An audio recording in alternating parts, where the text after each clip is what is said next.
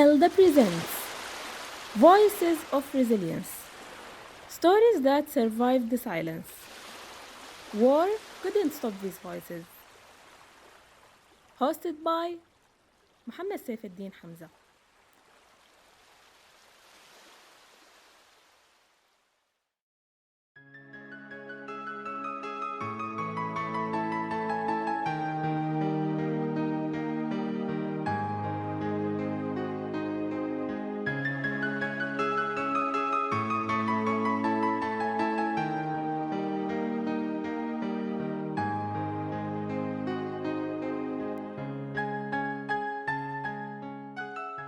Hello, everyone, and a very warm welcome to each and every one of you joining us from Sudan and all around the world.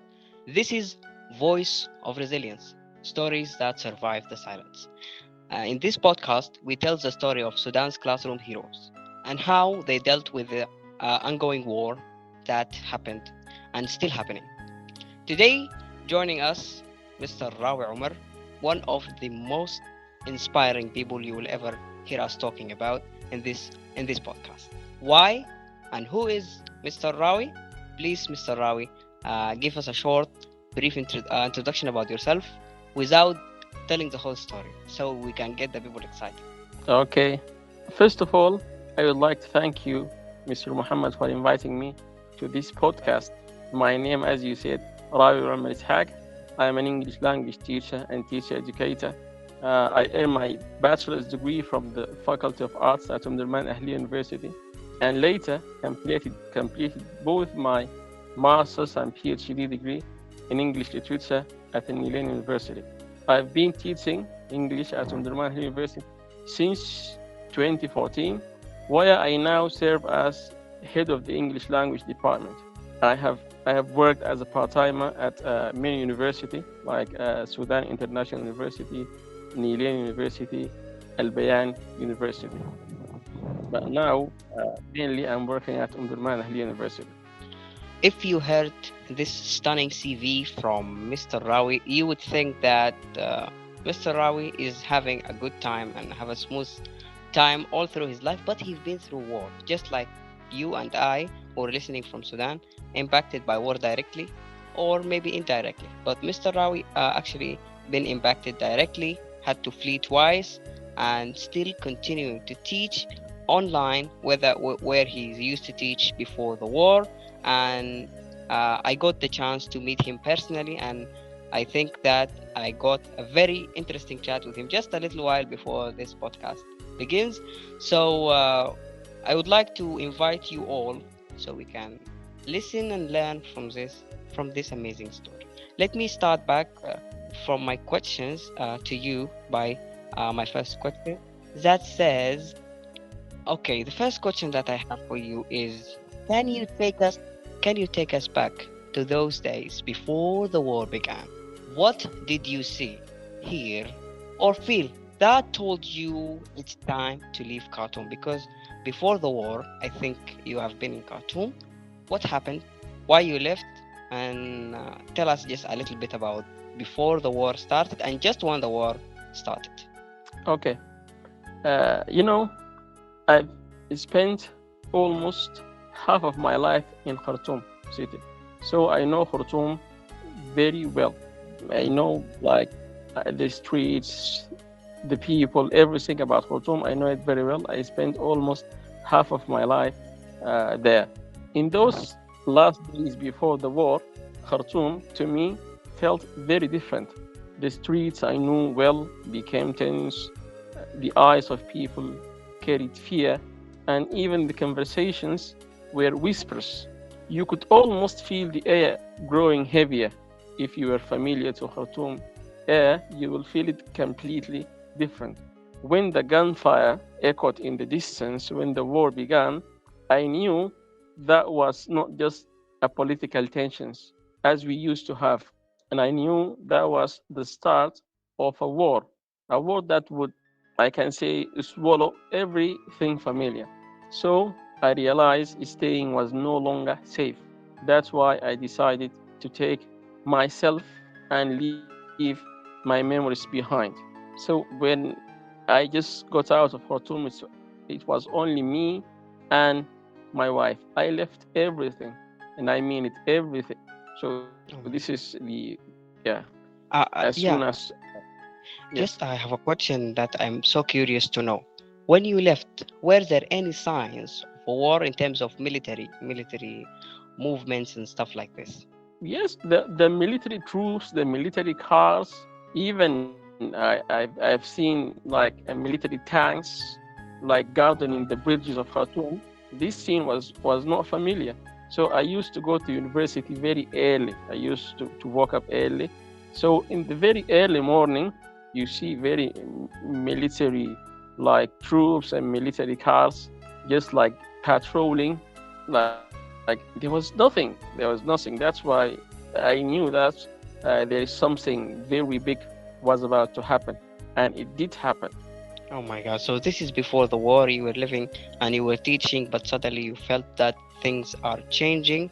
And I think that was in Ramadan, right? Yeah, that's right. Yeah. So you felt things are changing and you took your wife. Have you told the rest of your family that you are leaving, and what did they say? Some of my family already left, Mhm. not because of they were predicting the war, but Mhm. we used to spend Ramadan outside of Khartoum. We are extended family. We have a family house at the Jazeera State, Al-Hasahisa city. Most of the family uh, spent Ramadan here in Hasahisa. So yeah, most of our family left. So I told the rest. He was my elder brother.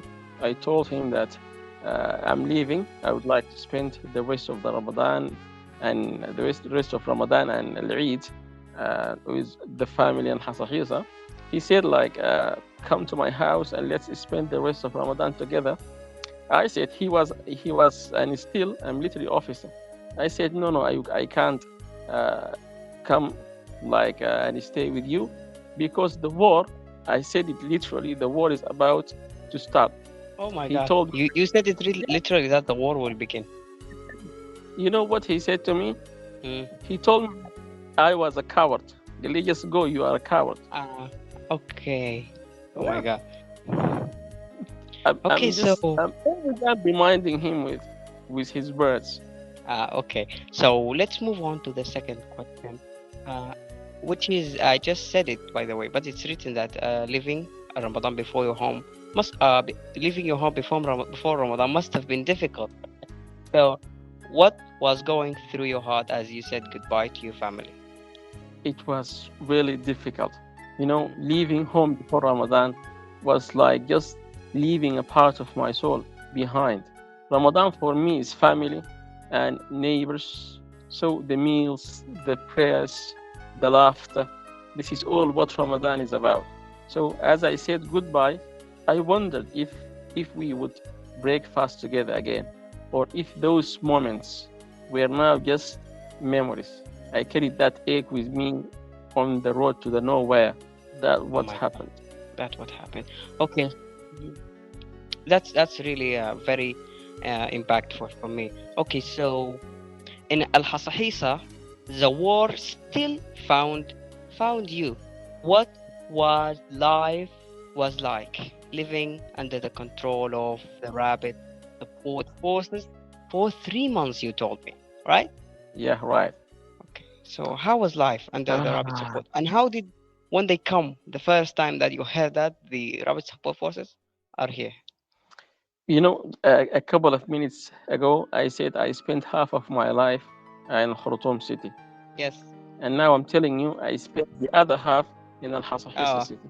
Actually, this is where I was born. This is where my siblings were born. This is where most of my family born. So this is where I feel the sense of belonging.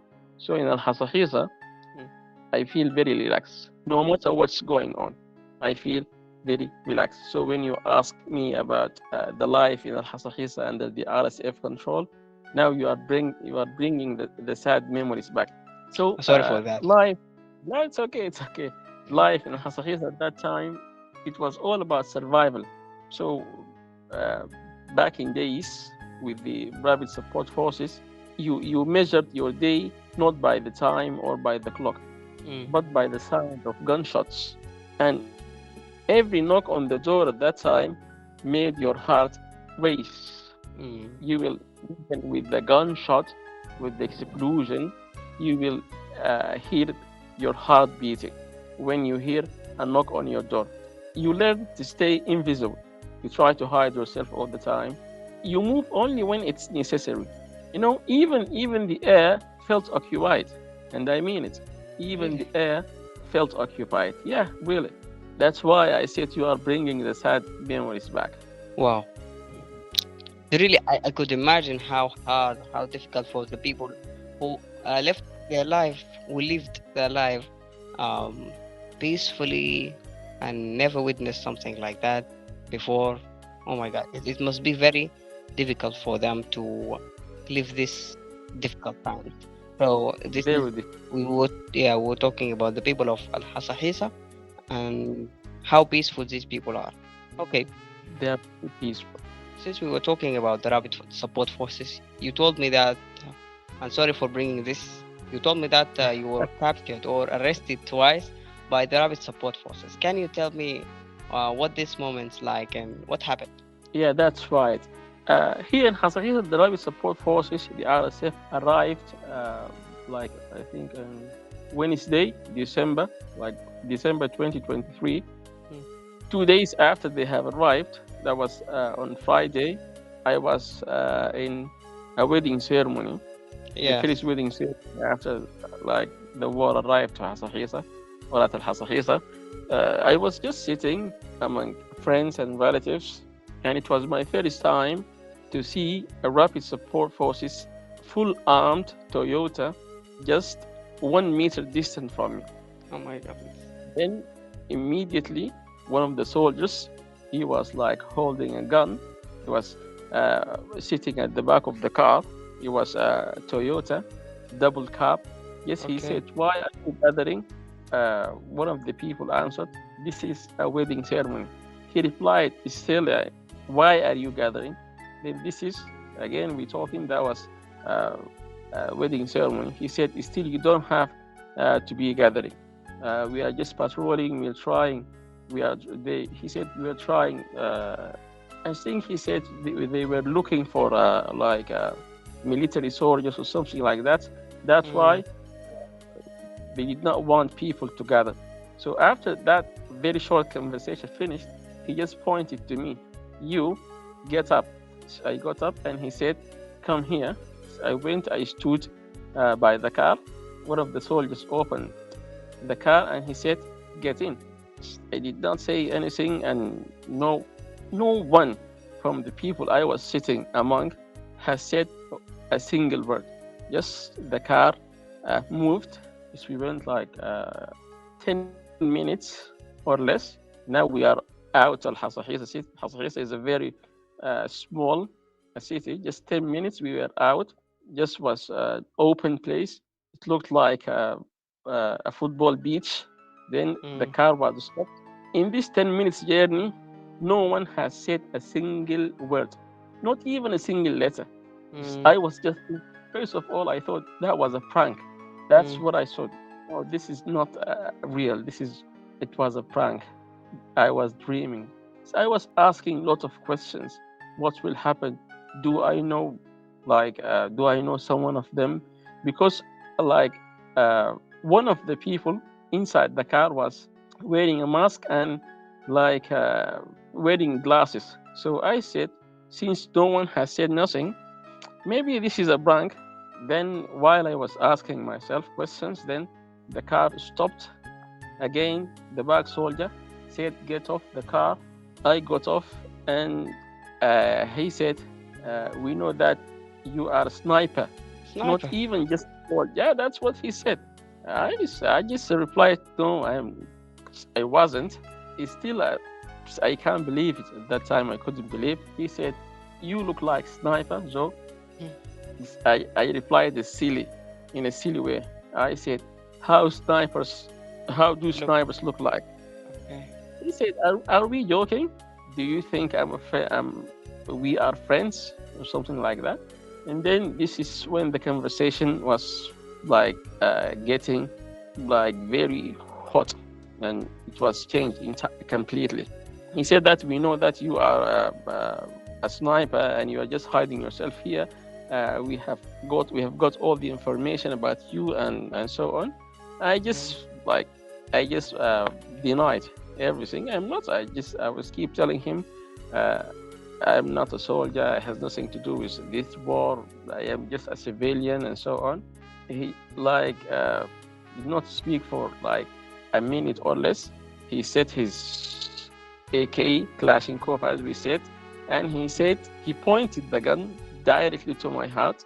He got down. He got down of the car. He just put the gun into my heart, and he said, "Take the shahada." That's what exactly he said. Really? Yeah, just I started shaking. He asked me to put my hands up and take the shahada. Yes, I put my hand up as he said.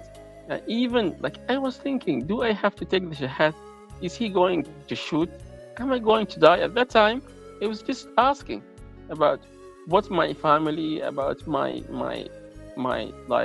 2 months son.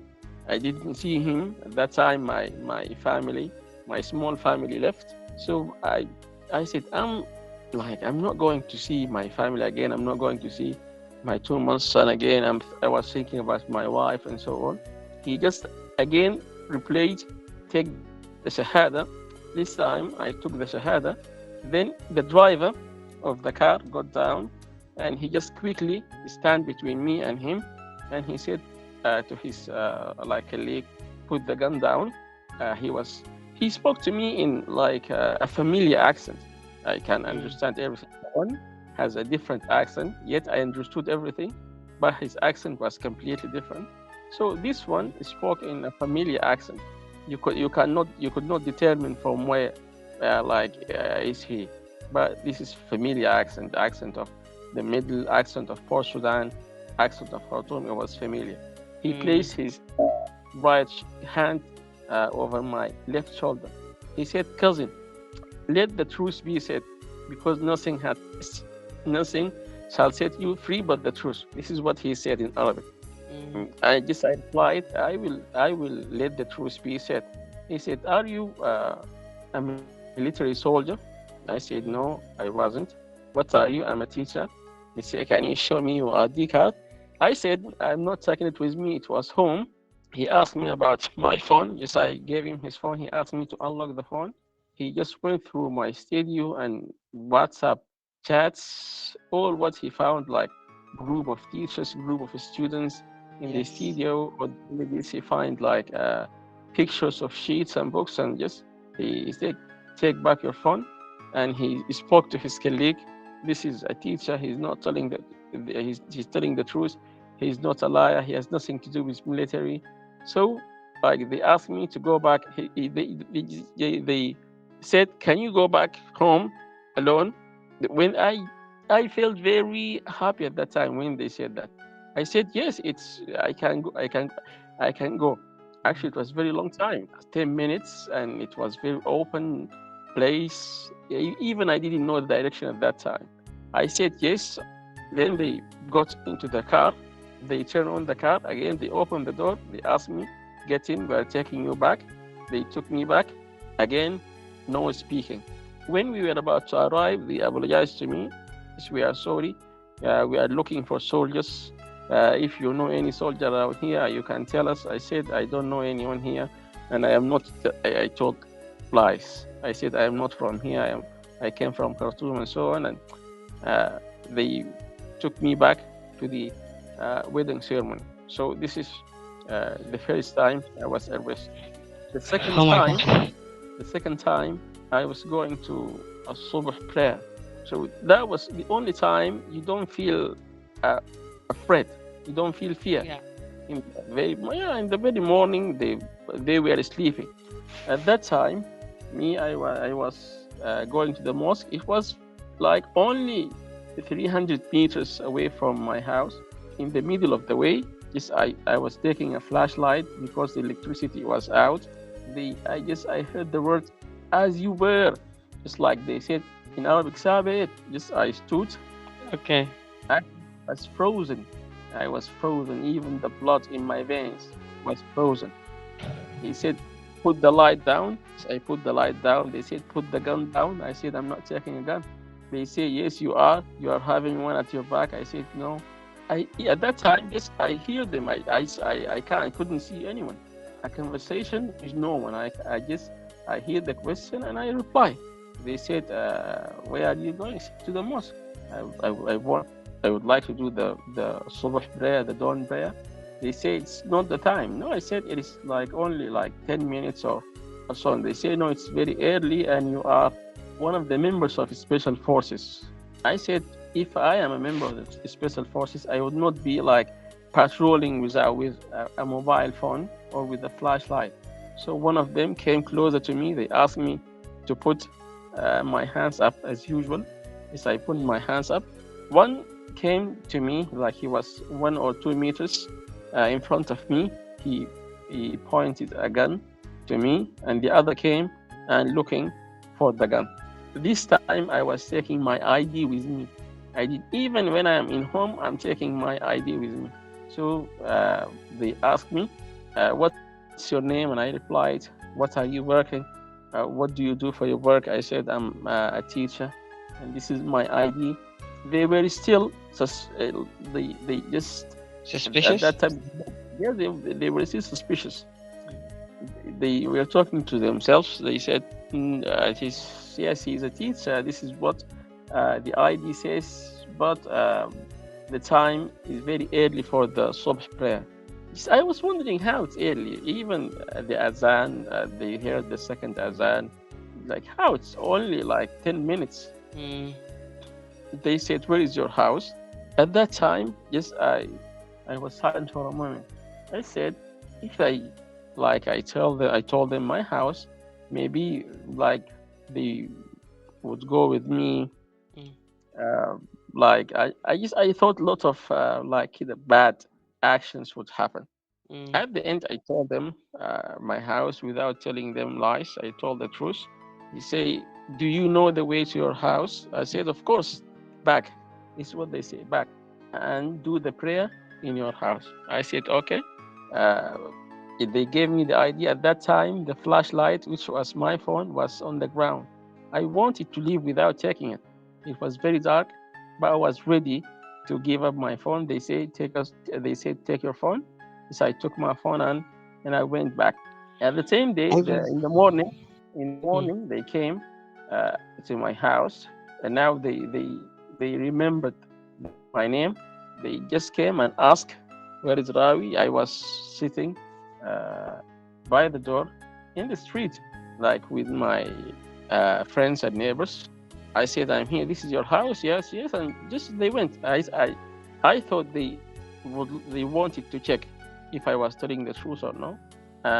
That's what happened. So from that day, like I kept myself invisible.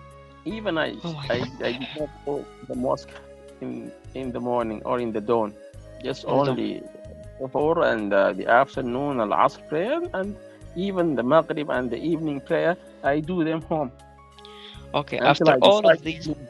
yeah, I'm sorry for that. You have to continue if you will. Yeah. Yeah, go on. The thing is, yeah, I just have many things. I usually participate more in the discussion, but I was really enjoying everything that you said. It's a good story. It's a true story, and it's real stories. It was what really matters. After all of these arrests, how did you manage? How did you find the strength to keep moving on? Strengths to me came from my family, from the big Mm, family and my own family, my wife and my son. So I was home here in Hasahisa with my big family, with my parents and my siblings. At that time, uh, my wife and my son were in Al-Fasher. I wanted to see them. Really, I wanted to see them. I wanted to see my son. I didn't. I just only saw him for a few days when he was born, and then they left. So my family, the two families, they were encouraging me. So like again, my strength from the family, from remembering that my story was not over. I kept telling myself, "You have been through worse days. even no worse than this, but I keep telling myself, you have been through worse days, so you can face this, you can handle this too. That's why, or that's what gave me strength after all what had happened. So you decided to go to Al Fasher, Yes, after that, I decided to go to Al-Fasher. and you told me that it was a very long week that you had to go in order to reach Al Fasher, and how difficult the journey was going back and going in. So yeah, tell me a little bit about that. Yeah, it was very long. It took us a whole week to arrive or to reach Al-Fasher. So every day, in this week, every day on that road was a test. Every day you face a new test. You face hunger, dust, heat, uncertainty. Like you don't know, like, uh, are we gonna make it? So eh, uncertainty at that time walked with us. But each sunrise meant we had more day of life, and that was reason enough to keep walking. You know, one of the things that I didn't like tell you when we met or tell you before, I didn't even say it. Only my family know it. Uh, I was stopped. I'm not calling it arrest. I was stopped by the Rawi support forces in this journey, and they said that they wanted to investigate me. They took me to a small like office. It was a room. They wanted to investigate uh, me. They did not ask me only about my name. What's your name? My name is blah blah blah. Where are you going? I said I'm going to Al-Fasher. I'm heading to Al-Fasher. That was the investigation. They spent like 30 minutes, half of an hour, looking in my phone, and I have nothing to condemn me uh, on my phone. Nothing. I deleted anything that has relation with the war. After that, after this half of an hour, they started beating me. I didn't know what they found. I was beaten like for 2 or 3 minutes. They took my phone. They took my phone, and then at that time, my clothes, some books were thrown for like 2 or 3 minutes. And an officer came. What's going on? He said that was a suspected military soldier. Okay, so did you find him a soldier? They said no. So why are you beating him? They just, we wanted to check. So they took my phone, and now they asked me, just gather your like stuff and back to the bus. Yeah, I was shaking. That was very terrifying. Again, the bad thoughts, the bad ideas. Are they going to kill me? Am I going to make it to Fasher? Am I going to see my wife and my son again? What's my family like? What will happen to them when they know I was killed? So the same story and the same thoughts came over and over in the road. So like this happened every day to a different person. It happened to me. It happened to like so many people uh, in the bus. It was a week, but it felt like it was a year. Okay, so was Al Fasher safe back then? So were you able to see your kid and your wife? Yeah, at that time it was very safe. At that time, the war uh, was very far from Al-Fashir. Al-Fashir was safe, was nice city, even was like a very quiet place. So I was able to uh, like to see my family. Also, I have a big family there, and like to meet my wife and my son, which at that time he was 8 months old. So we were very happy at that time. Okay, so you told me that in Al Fasher there is a gun, it's they're shelling one of these hit your home. What happened, and what happened after that? Did you decide to immediately go back, and just what are the details? Okay, that was just minutes ago. I said Al Fashir was very quiet, and Mm, the war was very far from Al Fashir. far from it, yes. I arrived during Ramadan, the second Ramadan of 2024, the second day of Ramadan. I arrived. Uh, Mhm. it was very safe. No gunshots, nothing like that. After Ramadan, like with 10 days exactly after Ramadan, 10 days after Ramadan, when the war started to come closer until it reached to Al-Fasher. So after days of the war arriving to Al-Fasher, then the shells started like to hit randomly, to hit Mm. like randomly. So I just remember when the shell hit our home. You remember just like it was yesterday.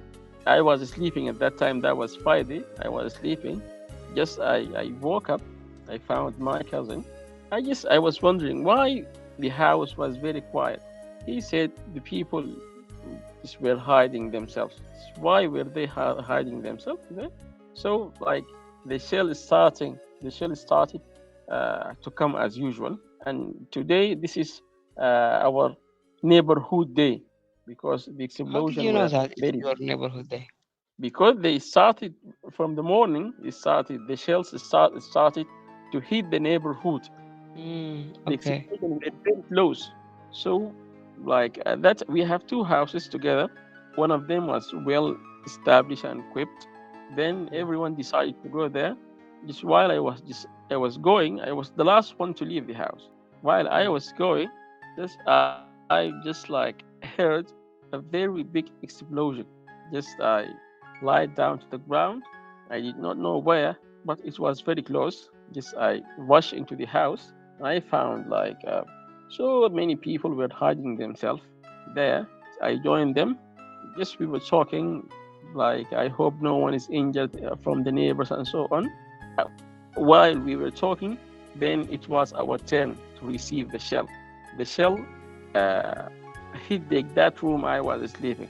The explosion was deafening, was very, very loud, very high. The walls shook. Not only the walls, everything shook. The dust filled everywhere, even our lungs.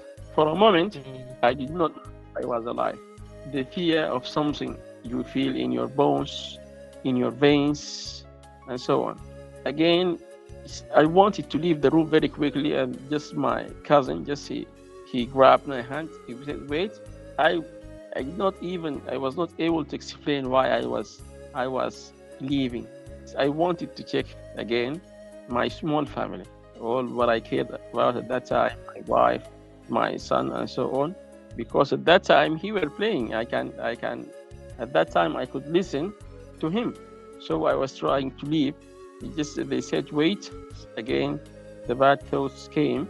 We stayed like 5 or 10 minutes, and it looked like that, or it seemed that was the last childhood. So when we were out, we find that uh, our house was completely destroyed.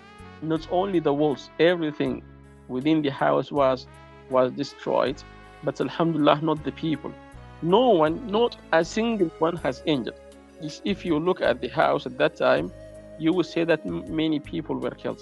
But Alhamdulillah, no one was even injured because the house was empty and we were in the next or our other house. Wow. You were really saved by God, alhamdulillah. Okay, yeah. I could imagine the sound and what went through your minds by then. Uh, okay, now let's talk about your journey back. You had to flee again. This time for 2 long weeks, but to Port Sudan, where we met you. Can you just uh, what moments what moments from that journey were forever etched into your memory? Yeah, okay. So the same Friday evening, we decided to leave Al Fasher. But to where? We decided to go to Port Sudan, which was very difficult to go to Port Sudan at that time from Al Fasher because all the roads were controlled by the RSF. Mm. And at that time, it was very difficult to say that you were coming from Al Fasher. Anyhow, we decided to take the risk. We decided to leave Al Fasher to Port Sudan and not any other place but Port Sudan. So it took us 2 weeks The 2 weeks was full of like walking, waiting, Mm. worrying about a lot of things. But also, there were also like moments to remember, moments that I will never forget. At that time, they were strangers, share their food, they share the bread. My child, my son, kept laughing all the 2 week. He was the only one was the only one laughing. He Oh. knew nothing was going through, but his laughter, like his laughter, was a fuel to me. Mm. So I kept hope. Also, we spent Eid al Adha. We spent Eid al Adha at a place called a city called Al Mazroub.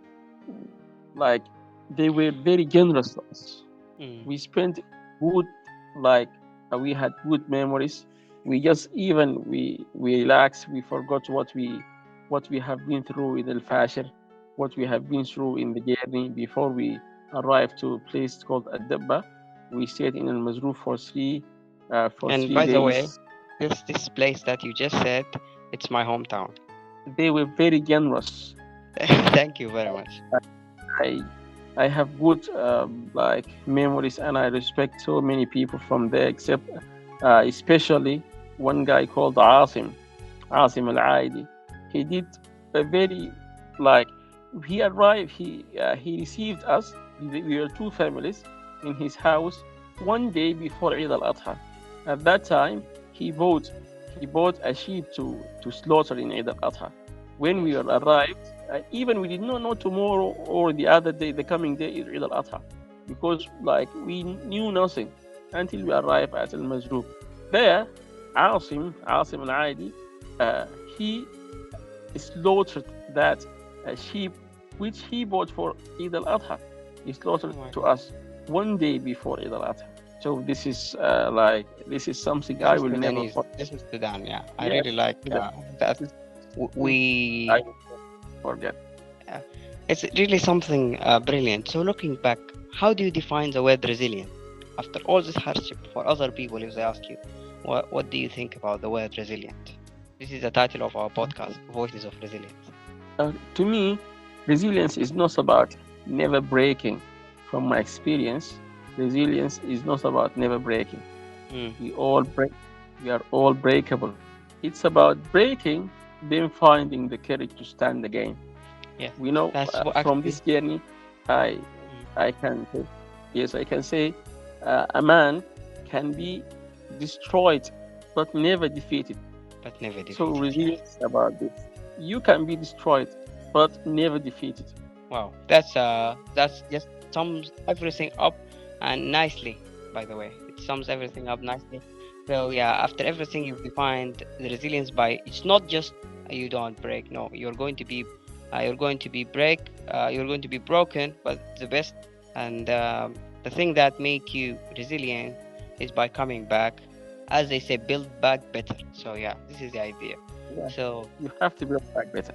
so, what message do you want to give to others who are still living in conflict zones? The message that I would like to send to those who are still in the conflict zone, I'm telling them that their lives is worth more than your passions or pride. This is something I learned, that the life worth more than passions or pride. Your life has nothing to do with your homeland. You don't have to say, I'm not leaving, this is my homeland. No, your life was more than this. If you can leave safely, leave now, because any delay will cost you more. And if you must stay, find community, fight community, hold on to each other, because Hold on. survival is never a solo act. You will never survive in person or personally or alone. If you would like to survive, find the community. No community to survive with, leave safely. This is the message that I would like to send to the people who are still in the conflict zone. Our last question for you. What do you hope this message that we send, these stories, will inspire in teachers and students that are hearing us? I hope my story reminds people that even in the darkest times, in the horrifying times, we can still choose to keep moving forward. Within all the story that I have told, I was, I kept uh, teaching when I had a chance. I kept participating in ELDA Yes. discussions and so on. Yeah, yeah. I kept like reading, try to practice my teaching skills because I stopped for like almost a full year for 12 months. I did not speak uh, a single English sentence. Even I felt that my language has gone. So I hope this story reminds people that whatever you have been through, whatever difficulties you face, still choose to keep moving forward. That hope can be fragile, a hope can be fragile, but it's also powerful and worth protecting. Worth protecting. So, everyone, that was our wonderful episode today in Voice of Resilience, stories that survived the silence. Today we had Master Rawi Umar. I really, when you meet Rawi in person, you would think that he's a very positive and cheerful person. I just remember a small moment that I had with him. He told me that you were supposed to take the Facebook page, and I told him that I don't have Facebook. So he was laughing and he was saying like, I think that I'm getting more busy, so we need some youth. And I'd say that why don't you look for other youth? I was just like having a great time with him, and when you talk to him, you would find him very friendly, and this positivity, I think, what kept him going. So I think we have lots of things to learn. Personally, I learned many things, and I hope that I will continue all the projects that I have stopped. Thank you so much for being with us. Thank you for your time. Thank you for your effort. Thank you for our voice engineer, Mr. Ismail Ahmed. You have been all through, all the way with us. Thank you so much. And thank you to our brilliant audience who are listening, and hope to meet you again in these episodes that are very inspiring. Again, with you, Muhammad Saifuddin, as a host. And today we were having a brilliant person, that's uh, Dr. Rawi Umar. Thank you so much. Thank you.